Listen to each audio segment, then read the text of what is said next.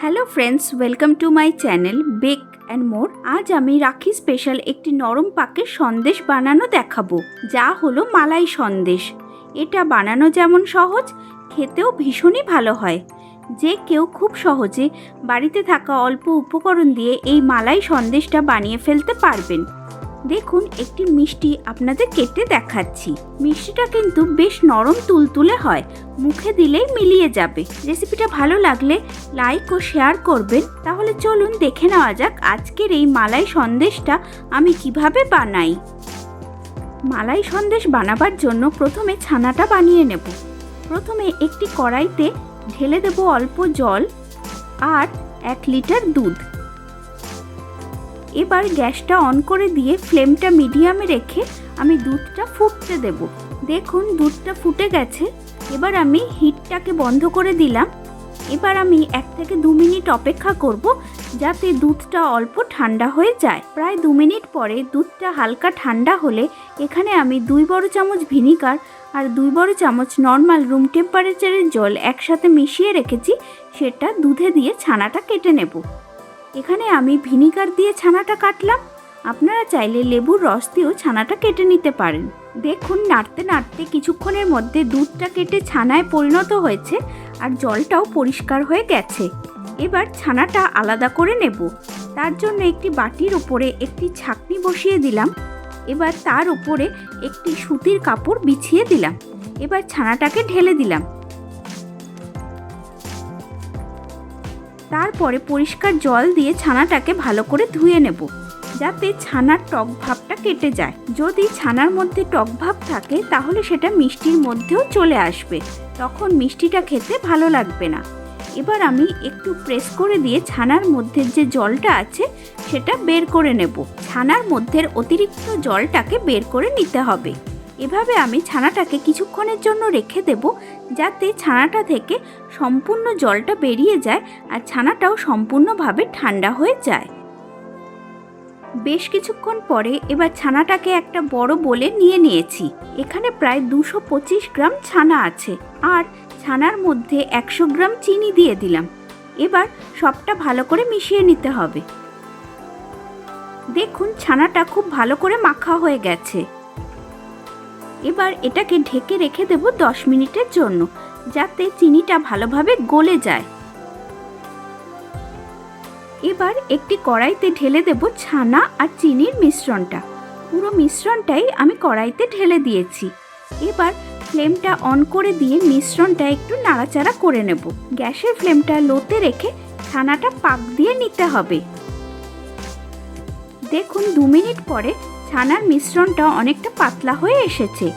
এই সময় ফ্লেমটা লো টু মিডিয়ামে করে ছানার এই মিক্সচারটা আরও টেনে নেব আর ক্রমাগত নাড়তে থাকব, না হলে নিচে লেগে যেতে পারে। প্রায় 6 থেকে 7 মিনিট পরে দেখুন ছানার মিশ্রণটা কতটা টেনে এসেছে। এবার এতে 1 বড় চামচ মিল্ক পাউডার দিয়ে দিলাম। এতে সন্দেশটা খেতে আরও ভালো লাগবে। ভালো করে মিশিয়ে নিয়ে আরও 1 মিনিটের জন্য এটাকে আরও একটু টেনে নেব। দেখুন, 1 মিনিট পরে মিশ্রণটা বেশ শুকনো শুকনো হয়ে গেছে। এর থেকে বেশি পাক দেওয়ার দরকার নেই, তাহলে সন্দেশটা শক্ত হয়ে যেতে পারে। এবার গ্যাসের ফ্লেমটা বন্ধ করে দিয়ে সন্দেশের মিক্সচারটা একটি বারকোশের ওপরে ঢেলে দিলাম।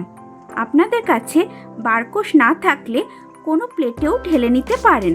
এবার সন্দেশের মিশ্রণটা একটু ছড়িয়ে দেব, যাতে হালকা ঠান্ডা হয়ে যায়। সন্দেশের মিশ্রণটা ঠান্ডা হতে হতে এদিকে মালাইটা বানিয়ে নেব। আবার একটি কড়াইতে 200 ml দুধ ঢেলে দিলাম। এবার এতে 1 বড় চামচ গুঁড়ো দুধ দিয়ে ভালো করে মিশিয়ে নেব। এবার গ্যাসটা জ্বালিয়ে দিয়ে ফ্লেমটা লোতে রেখে আমি দুধের মিক্সচারটা ঘন করে নেব।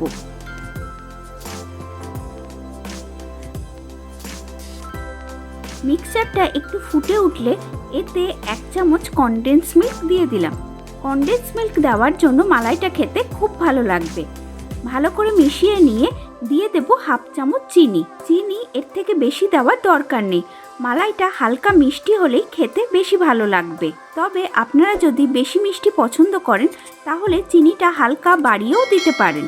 তবে হাফ চামচ চিনি মালাইটাকে মিষ্টি করে দেবে, যেহেতু গুঁড়ো দুধ আর কনডেন্স মিল্ক দেওয়া আছে। চিনিটা ভালো করে মিক্স করে নেওয়া হয়ে গেছে। এরপর এতে হাফ চামচ রোজ সিরাপ দিয়ে দিলাম। এতে মালাইটার ফ্লেভার আর কালার দুটোই ভালো আসবে।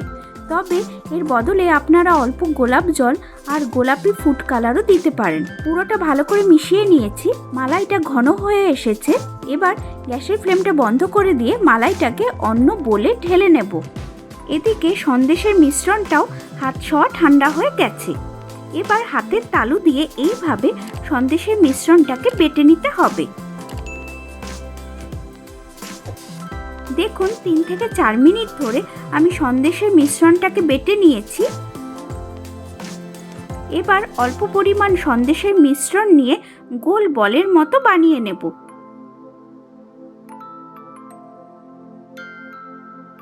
তারপরে হালকা হাতে চাপ দিয়ে সামান্য চ্যাপ্টা করে নেব। এবার এই রকম পেপার কাপে সন্দেশটা রেখে দিলাম। বাকি সন্দেশগুলো আমি একইভাবে বানিয়ে নিচ্ছি।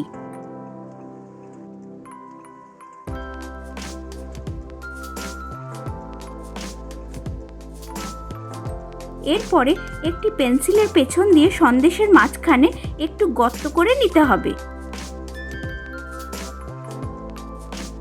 আপনারা চাইলে আঙুল দিয়েও কাজটা করতে পারেন। সমস্ত সন্দেশগুলো আমি একইভাবে রেডি করে নিয়েছি।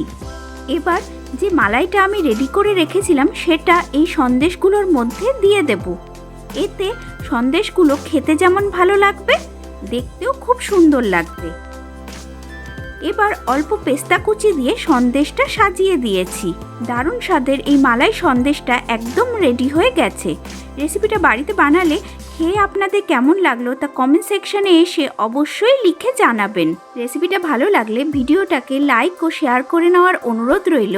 আর আমার চ্যানেলে নতুন বন্ধু হয়ে থাকলে আজই চ্যানেলটিকে সাবস্ক্রাইব করে পাশে থাকা বেল বাটনটি প্রেস করে অল করে নেবেন, যাতে আমি যখনই এরকম আরও নিত্য নতুন সুস্বাদু রেসিপির ভিডিও দেব তার নোটিফিকেশন আপনাদের মোবাইলে খুব তাড়াতাড়ি পৌঁছে যাবে। সকলে ভালো থাকবেন, সুস্থ থাকবেন। আবার হাজির হব অন্য কোনো লোভনীয় রেসিপি নিয়ে। তাহলে আসি আজকে, টাটা।